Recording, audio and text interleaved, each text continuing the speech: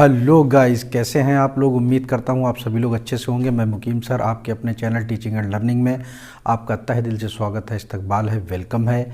आज हम फिर आपको सीटेट का 20 सितंबर 2015 का पेपर जो है 1 to 5 का उसके गणित के क्वेश्चन कराने वाले हैं। आइएगा पहला क्वेश्चन पढ़ते हैं। तो पहला क्वेश्चन ये है आपका, और बाकी क्वेश्चन इधर लिखे हुए हैं।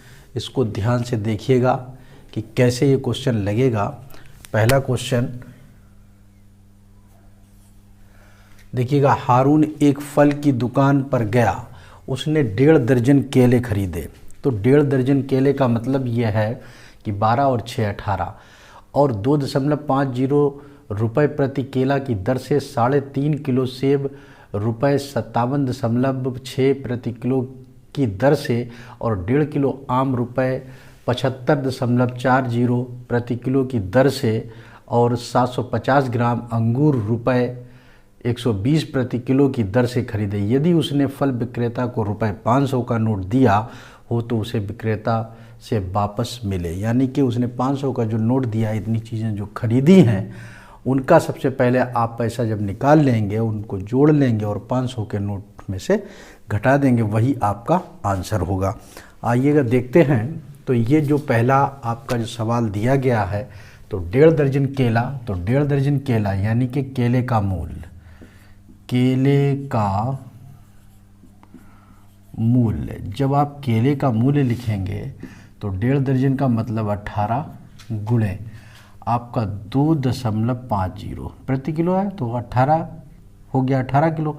तो इसका जब हम गुणा करेंगे तो एक ज़ीरो लगा दीजिएगा, 18 का गुणा कर दीजिएगा, 18 पंचे 90। अब बचे कितने, 18 दूनी 36 और 9, 36 और 4 40 और 5 45। यहाँ पर 2 अंक बाद दशमलव लग जाएगा। इतना रुपया आ गया। इसके बाद आगे कह रहा है कि 3.5 किलो सेब, 3.5 किलो सेब, तो सेब का मूल निकालेंगे। 3.5 किलो सेब, तो 3.5 का मतलब यह है कि 3.5 या 50 लिख लीजिएगा तब भी ठीक है। कितने, 57.6, 57 आएगा, वो 201 दशमलव लग जाएगा 2 अंक बाद, क्योंकि 1 अंक और 1 अंक 2 अंक हो गया। इसका हो गया सेब का। इसके बाद वो ये कह रहा है कि 1.5 किलो आम का लिख लीजिएगा।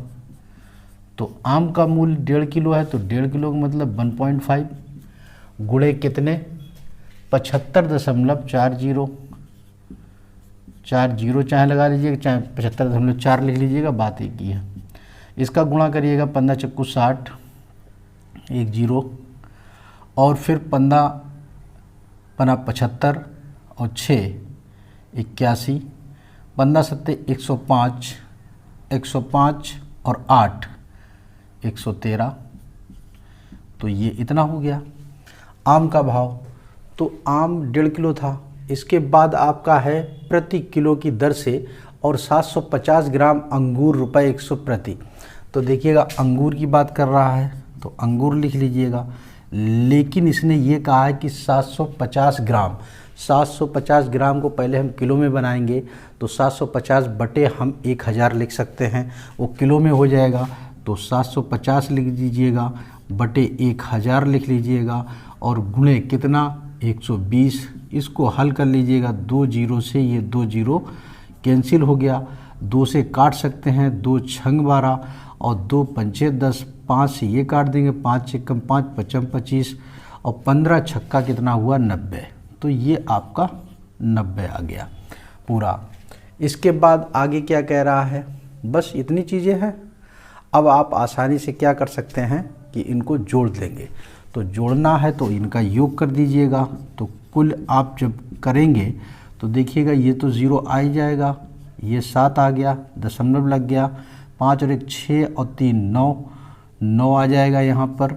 इसके बाद आपका 9 1 10 और 4 14 हासिल 1, ये 3 और 1 कितना हुआ, 4। तो इतना आपका रुपया खर्च हुआ है।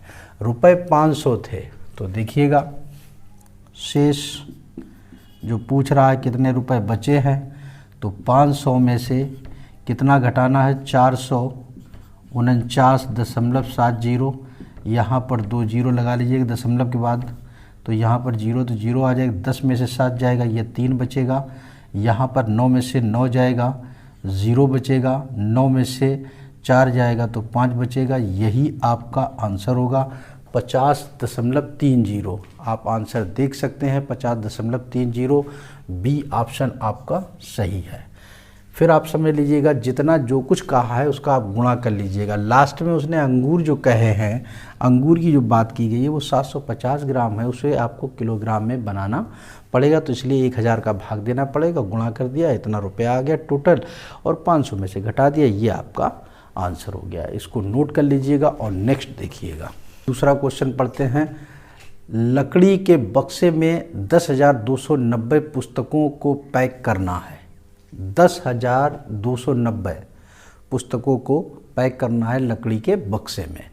यदि एक बक्से में 98 पुस्तकें पैक हो सकती हैं, मतलब एक बक्से की जो लिमिट दी है वो 98 की दी है, और एक बक्से का मूल्य 518 रुपये है, तो पुस्तकों को पैक करने में बक्सों का कुल मूल्य, बक्सों का कुल मूल्य पूछा। तो सबसे पहले जो 98 दी गई है, ये 98 पुस्तकें पैक हो सकती हैं एक डिब्बे में, तो वो ये पहले निकालना पड़ेगा कि 10,290 कितने आपको बॉक्स चाहिए हैं। जितने बॉक्स निकले आएंगे तो एक बॉक्स का जो दिया गया है उसने मूल्य दे दिया 518, उसमें गुणा कर दीजिएगा, चाहे डायरेक्ट कर लीजिएगा, आपका आंसर आ जाएगा। देखिएगा जो पूछा है उसको लिख लीजिएगा, बक्सों का कुल मूल्य, बक्सों का कुल मूल्य। देखिएगा ध्यान से, जब हम बक्सों का कुल मूल्य निकालेंगे तो आप क्या करेंगे, 10290 और बटे ये 98, इसमें तो बक्सों की संख्या निकल आएगी। ठीक है, अब जब हम उसका कुल मूल्य निकालेंगे, एक के लिए 518 दिए तो इतने के लिए कितना हो जाएगा, 518 का इसमें गुणा कर दीजिएगा। देखिएगा सबसे पहले हम 2 से काट लेते हैं, ये आपका 49 आएगा, ये 2 पंचे 10, 2 एक कम 2, 2 चाकू 8, 2 पंचे 10। 7 से काट लीजिएगा, 7 सत्ते 49, 7 सत्ते 49, बचा कितना 2, 7 3 21, 7 पना 35। 7 से ये और कट जाएगा तो आपका आ जाएगा 7 एक कम 7 जीरो और 7 पना 35। तो यानी कि आपका 105 गुणे 518, इसको जब आप गुणा करेंगे आपका आंसर आ जाएगा। इधर कर सकते हैं आप 518 में 105 का। अगर आपको थोड़ा टिक से करना है तो आप इसको इस तरीके से भी कर सकते हैं, 100 + 5 गुणे 518। तो देखिएगा 518 और 2 जीरो लग जाएगा, ये हो गया, 5 का गुणा कर दीजिएगा, 5 8 40 हो गया, 5 एकम 5 4 9 हो गया, और 5 25, इसको जोड़ दीजिएगा। जब जोड़ देंगे तो 0 9 8 5 13 और ये 4 ये 5, ये आपका आंसर 54,390 रुपया आएगा।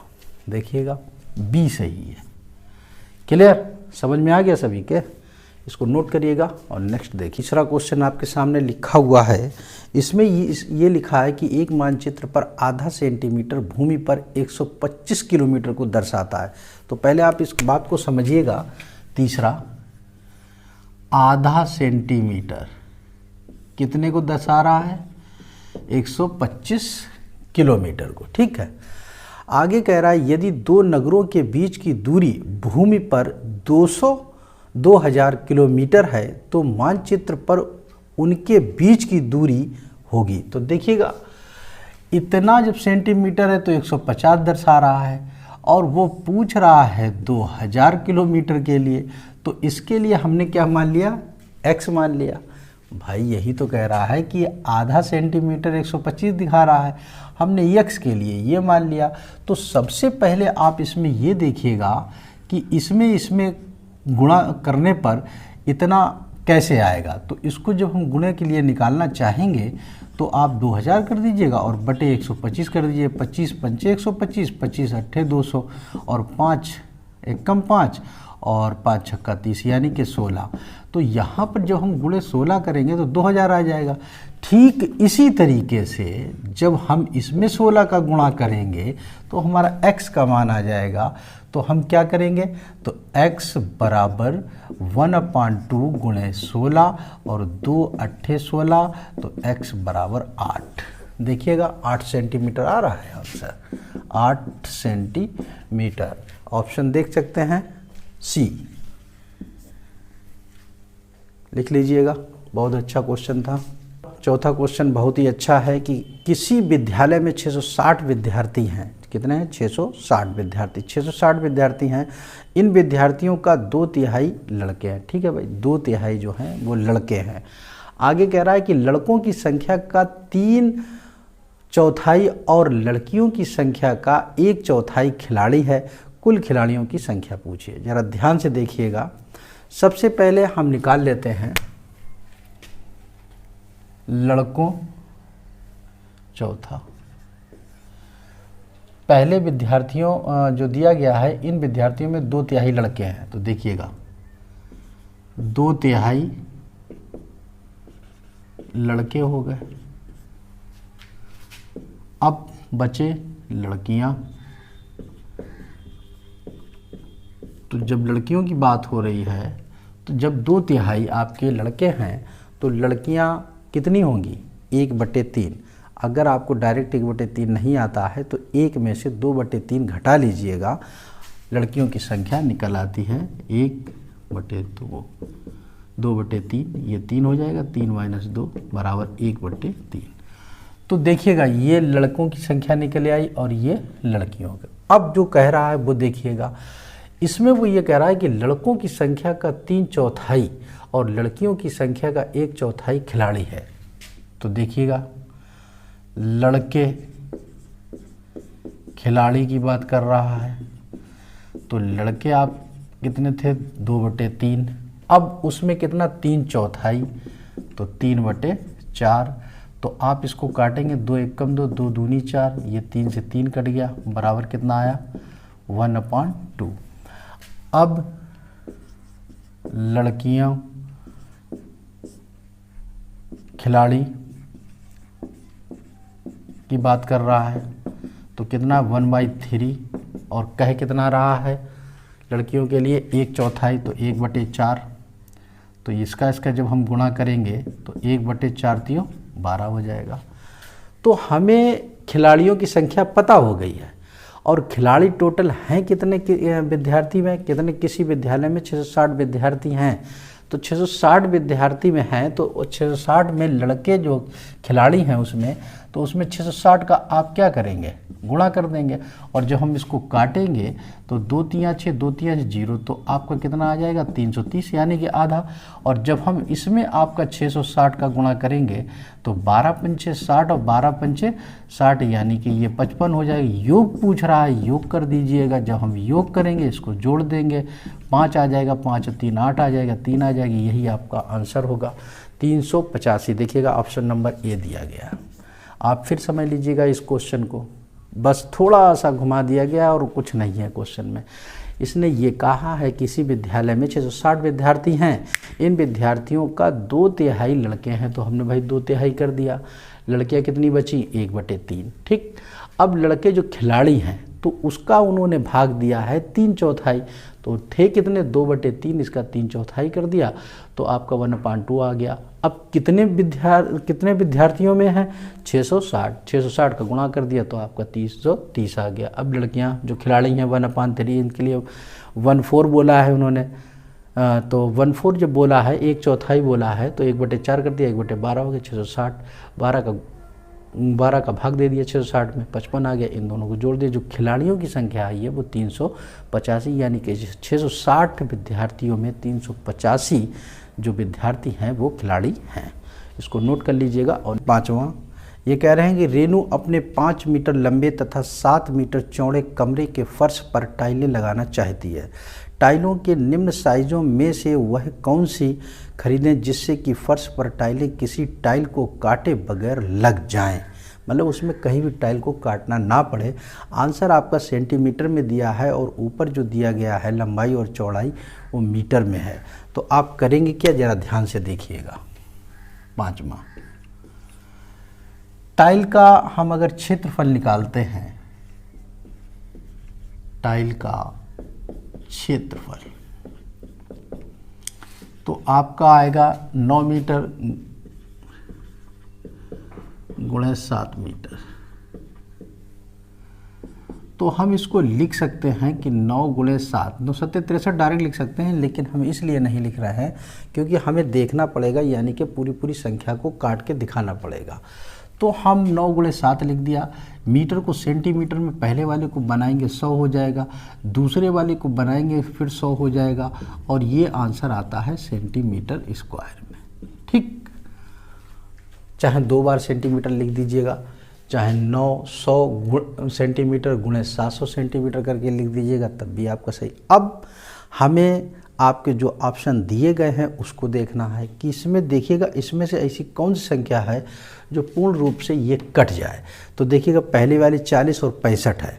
अगर हम 40 ले लेते हैं, चलिए हम मान लेते हैं, तो 40 से ये 100 और ये वाला 100 मिलाकर 40 कट गया, बचा कितना 65। अगर हम 65 काटते हैं तो 7 से अगर 5 से काटेंगे तो 5 से कम 5 आएगा और फिर 5 से 15, लेकिन 13 से कोई संख्या नहीं कटेगी, तो इसलिए ये तो बेकार हो गया। बी वाला देखिएगा 55 और 40 हैं, तो जब 55 और 40 दिए गए हैं तो आप देखिएगा इसमें आपका 11 आएगा, तो 11 से कोई संख्या नहीं कटेगी इसमें, तो ये भी बेकार हो गया।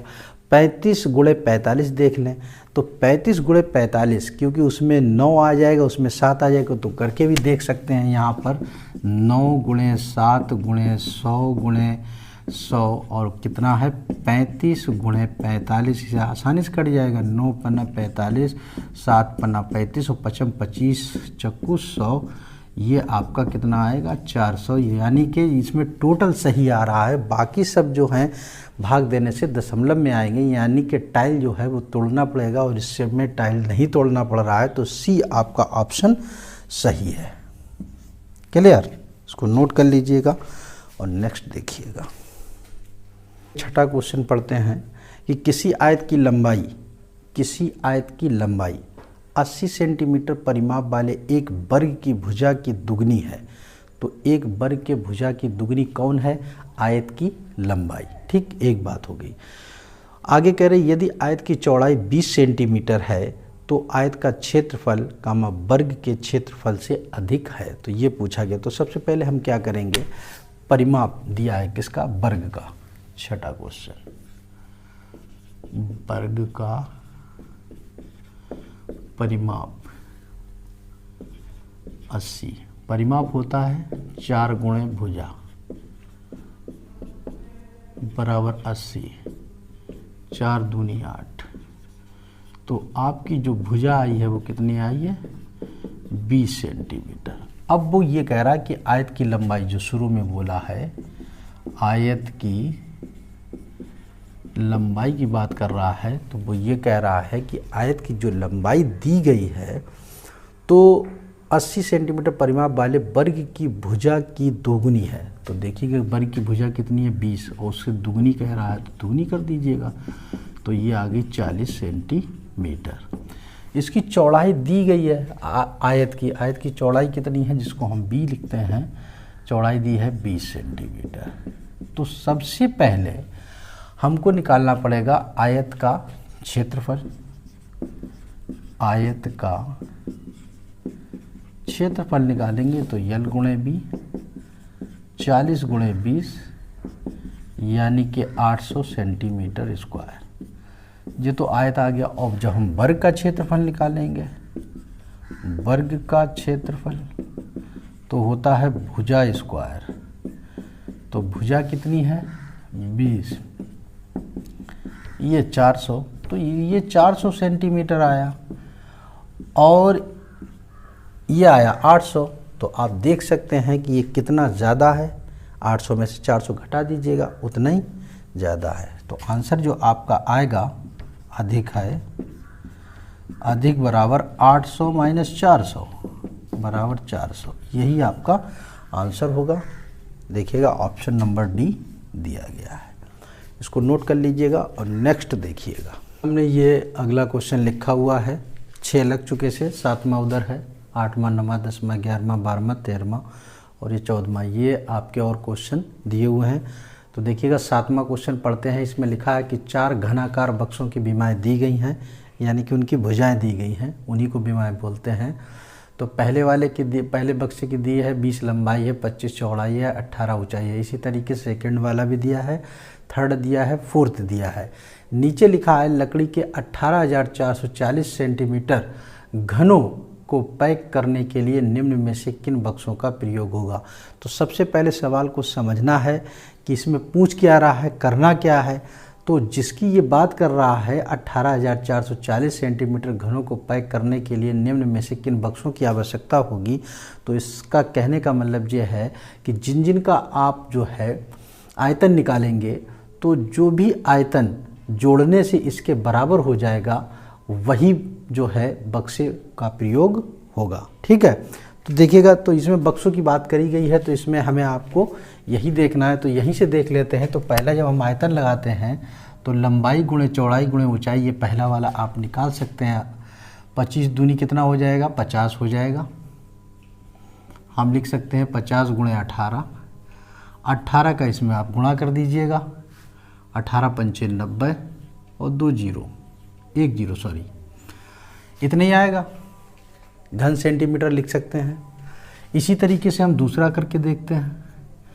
तो आप जब करेंगे तो 20 या 400 हो जाएगा। 400 में आप 23 का गुणा करेंगे तो 23 गुणे 400, कोई सा भी करिए, 2, ये सरल की वजह से कर देते हैं, ये 2 जीरो लग जाएंगी और 4 3 12 हो जाएगा, 4 दूनी 8 और 1 9 हो जाएगा।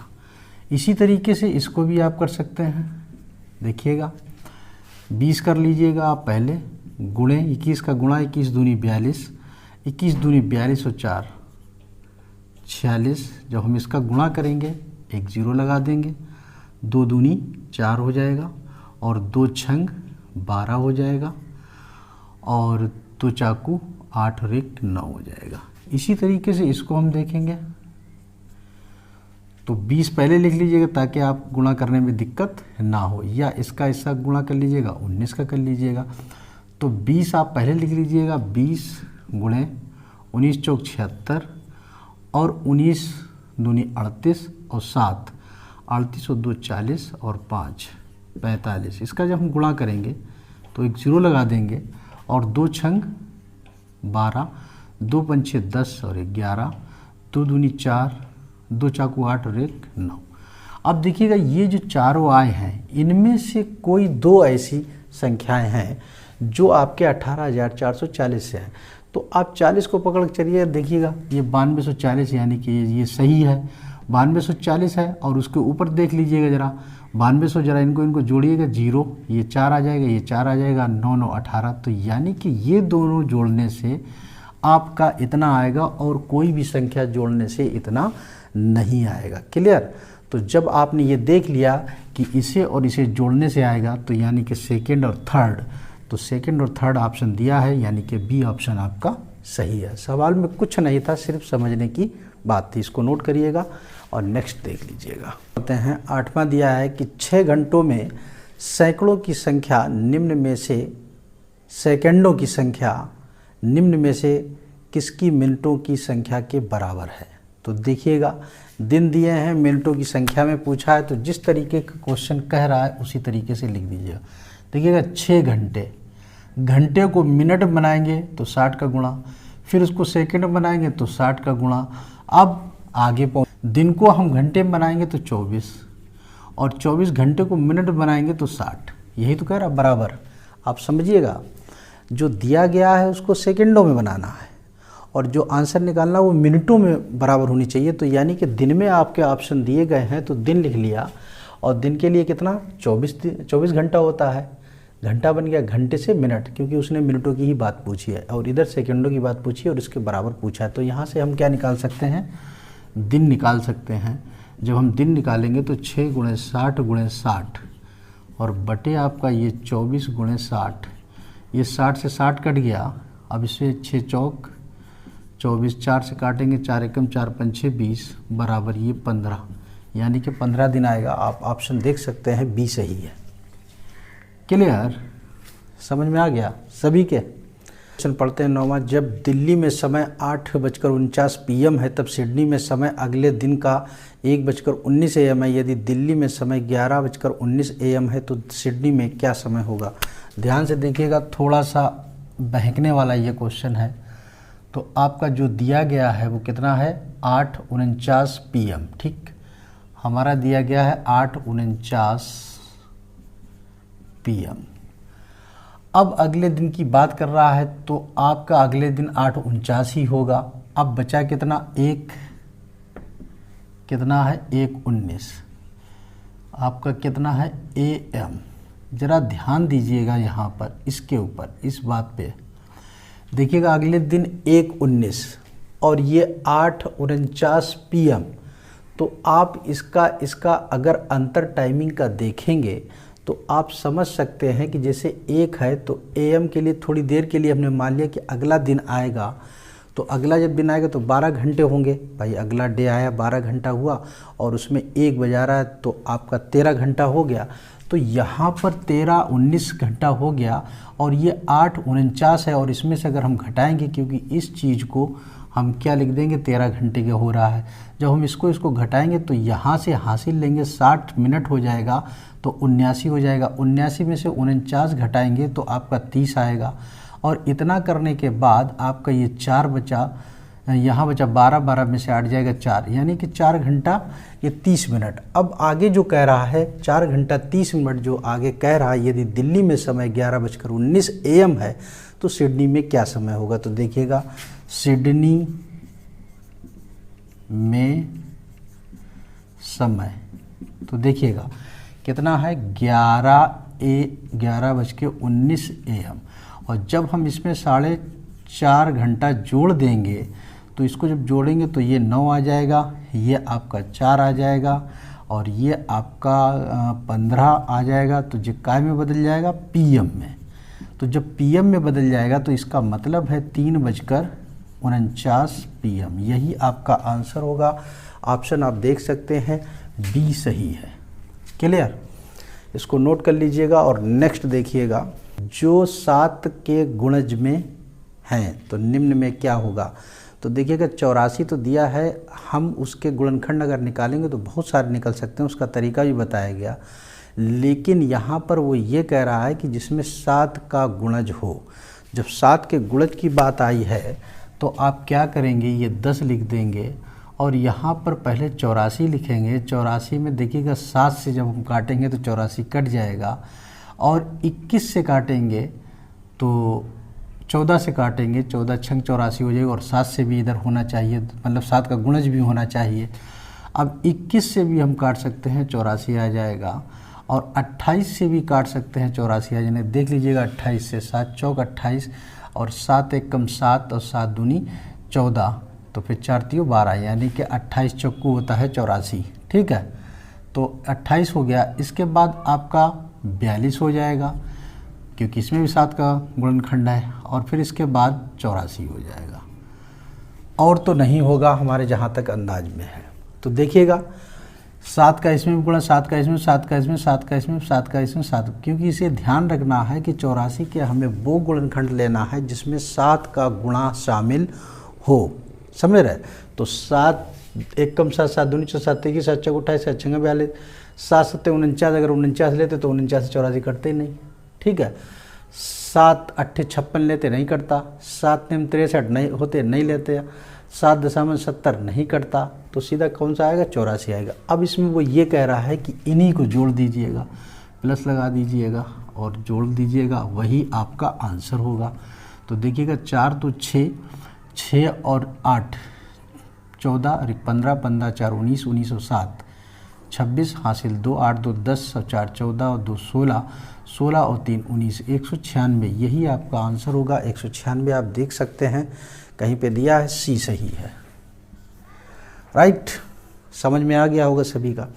अगला देखिएगा 30, 36 और 42 के सबसे छोटे सार्वगुण, छोटे की बात होती है तो समझ लीजिएगा एलसीएम निकालना है, तथा सबसे बड़े सार्वगुणनखंड का गुणनफल, यानी कि लासा भी निकालना है और मासा भी निकालना है। तो देखिएगा सबसे अच्छा तरीका, ज़्यादा सोचना भी नहीं है, 30, 36, 42। पहले आप वो संख्या से काटिएगा जहाँ तक संख्या तीनों बराबर कट जाएंगी, और जहाँ से कटना बंद हो जाएगी वहीं आपका लासा आ जाएगा। तो देखिएगा जैसे 30 2 से हम काट लेते हैं तो 2 15 हो जाएगा, और आपका कितना हो जाएगा, ये 18 हो जाएगा, 2 दूनी 4 और 1। और किसी से ये कटेगा, 3 से और कटेगा। देखिएगा तीनों संख्याएं, 3 5 15, 3 6 18 और 3 7 21। अब ये तीनों संख्याएं जो हैं वो किसी से नहीं कट रही, मतलब तीनों जो संख्याएं जो दी गई हैं वो आपकी तीनों संख्याएं किसी एक संख्या से तीनों संख्या नहीं कट रही। जहाँ पर कटना बंद हो जाता है तो 3 दूनी 6, इसको हम बोलते हैं मासा। क्या बोलते हैं, मासा। तो 6 आ गया। अब लासा की बात कर रहा है तो इसका इससे गुणा कर दीजिएगा, इसका इससे कर दीजिए, इसका इससे, इसका इससे, आपका आंसर आ जाएगा। देखिएगा 3 दूनी 6, 5 6 30, 30 में 6 का गुणा, 6 तियाँ 18, 180, 180 में 7 का गुणा कर दीजिए, वही आपका लासा आ गया। तो आपका 180 गुणे 7, 7 का गुणा करेंगे 0, 7 8 56, 7 1 7 5 12, ये आपका आ गया इतना। अब वो ये कह रहा है कि इनका गुणनफल, तो किसका गुणनफल करना है, मासा का। तो मासा का गुणनफल कर दीजिएगा, गुणे कितना है 6, 6 का जब हम गुणा करेंगे तो देखिएगा 6 का कितना है, 6 रंग 36, और 6 दूनी 12 और 3 15, 6 कम 6 और 1 7। तो आपका 75 60 आपका आंसर आएगा। आप ऑप्शन देख सकते हैं, डी सही है। देखिएगा मासा लासा के बहुत मेथड है निकालने के, आप जैसे चाहिएगा वैसे निकालिएगा, और जो तरीका आपको आता है उससे निकालिएगा, क्योंकि मासा और लासा निकालना है। जब मासा लासा निकाल देंगे उनका आपस में गुणा कर दीजिएगा, वही आपका आंसर होगा। नेक्स्ट देखिएगा, 6 का स्थानीय मान तथा 4 के अंकित मान पूछा है। बहुत सरल है, आप समझ सकते हैं। 12वां कितना है, 5 6 4 3 1। तो 6 का स्थानीय मान तो रख दीजिएगा 6 और 3 0 लग जाएंगे, ये आपका स्थानीय मान हो गया। 4 का अंकित मान, ये स्थानीय मान था, स्थानीय, और ये आपका अंकित। 4 का अंकित मान 4 पूछ के आ रहा है, अंतर बताइएगा, अंतर घटा दीजिएगा। तो 6 में से 10 में से 4 जाएगा 6, 9 9 5, ये आपका आंसर। देखिएगा ऑप्शन नंबर सी दिया गया है। क्लियर। देखिएगा नेक्स्ट पढ़ते हैं, इसको देखिएगा 12,112 को 11 से और 13,223 को 13 से भाग देने पर प्राप्त शेष फलों का योग। देखिएगा 13वां क्या करना है आपको, 12,112 में भाग दीजिएगा 11, 11 1 कम 11, 1 बचा, 11 1 कम 11, फिर 1 भाग नहीं आता, भाग का बिंदी 2 आया, फिर 11 1 कम 11, तो कितना बचेगा, 1 शेषफल बचा। दूसरा देख लीजिएगा, दूसरा कितना है, 13,223 में 13 का, तो 13 1 कम 13, ये 2 बचा, भाग नहीं आता, भाग के बिंदी, फिर 2 उठाया, 13 1 कम 13 बचा, कितना 12 में से 3 गया, यहाँ पर 9 उतारा 3 का, 12 छंग 72, 13 है, 13 7 91, 7 कर लीजिएगा, तो यहाँ कितना बचेगा 2। तो देखिएगा ये शेषफल आपका आया है, तो 2 और 1 आया है, पूछ क्या रहा है इनका योग, तो योग का मतलब जोड़, तो जोड़ दीजिएगा, कितना आ जाएगा 3। ऑप्शन देख लीजिएगा 3 है, ए दिया है। क्लियर। लास्ट क्वेश्चन रह गया है, उसको भी देख लीजिएगा, लगा लीजिएगा। लास्ट क्वेश्चन हैं 14 नंबर का, 10,000, तो 1000 के लिए 3 जीरो और 10 लिख दीजिएगा, ये 10,000 हो गया। 10 100, 100 के लिए 2 जीरो, 10 लिख दीजिएगा। 10 दहाई, दहाई के लिए 10 होता है, 0 1 होती है, और 10 लिख दीजिएगा, इनको जोड़ दीजिएगा 0 0 1 1 1, यही आपका आंसर। ऑप्शन देख लीजिएगा, बी सही है। क्लियर? इसको नोट कर लीजिएगा, और अगर आपके समझ में आई है क्वेश्चन तो वीडियो को लाइक शेयर ज़रूर कर दीजिएगा, और अगर आपको नहीं पसंद है लाइक शेयर करना तो मत करिएगा, कोई दिक्कत नहीं है, लेकिन हम आपकी सेवा के लिए तत्पर हैं।